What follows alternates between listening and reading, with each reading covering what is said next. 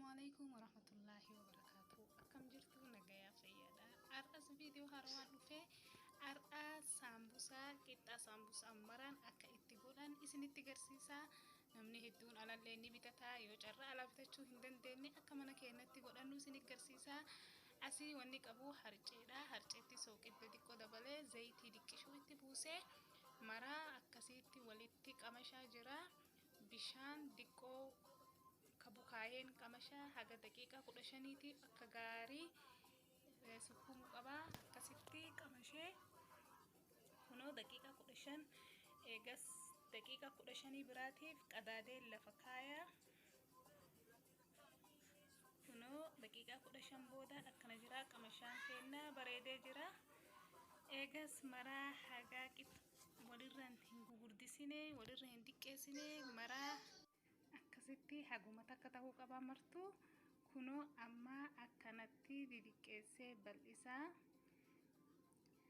haga haala kanaatiin bal'isee eegas zayitii irra dibaa haganuma qofa bal'isa jechuudha maal jennaan kabiraa irraan kaayuu heda harcee diqqoo irra buusee eega zayitii irra buusee akkanatti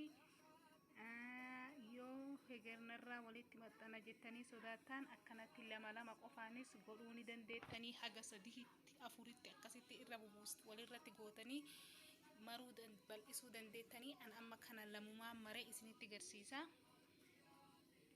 akkanatti bal'iftanii suuta gara gaggalcha akkasitti bal'iftanii kunoo akkanatti warri channel kana farawa please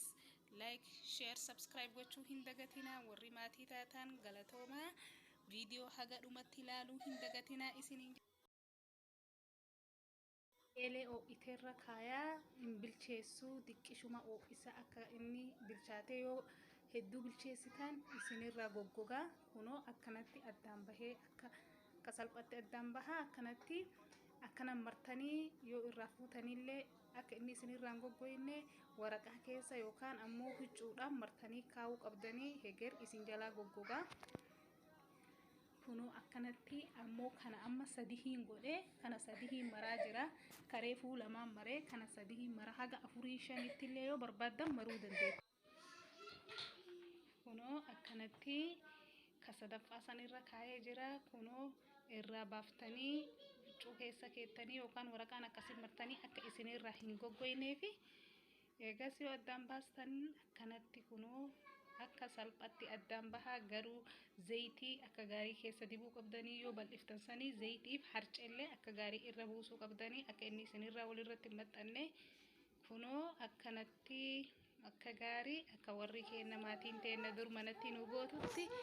akkana godhachuu dandeettanii hedduu bareedaadha baay'ee bareedaadha kuno akkanatti addaan bal'isee mara amma muraa akka itti muruu isin agarsiisa ka qacceerra jiru kuni waan fufurdaa xiqqoo taheef irraa mummuraa akkanatti irraa mummuree maal jennaan booda yoo maruu diqqishuna rakkisa kanaafuu ka qacceerra jiru kan akkasitti irraa muraa eegas akkanatti bakka 4tti muraa kana jidduu keessa muree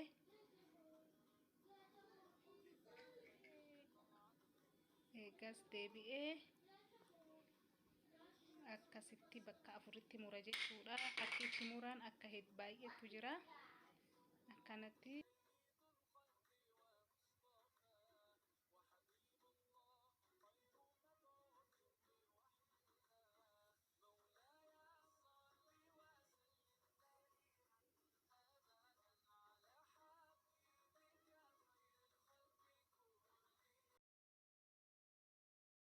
أنا أكحالة برالة مرود ديتني أكنتي أمو بكسدي هتي مرا كريفو بكسدي إيجاس يكون ولي بكا جهتها كريفو بكا أفرتي كنو حالة كنان أكنتي لي نمرود ديتني كنو أكنانيس نمرتني يوم مرتني لي كنو أكنتي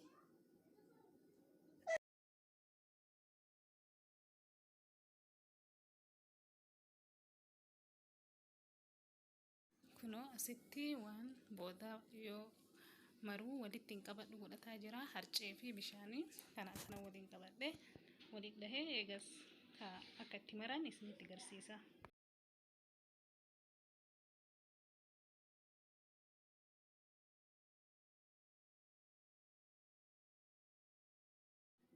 Kunoo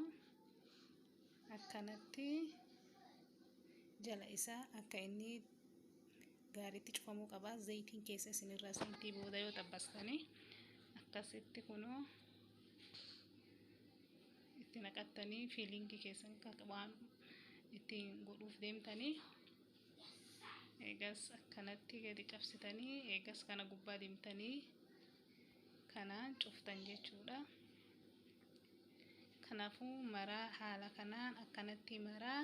viidiyoo haga dhumatti akka itti maru laala isiniin jedha. Kanaafuu yeroo biraa walitti deebina. Haga yeroo biraatiin walitti deebinu nagaa keessan haa turaa.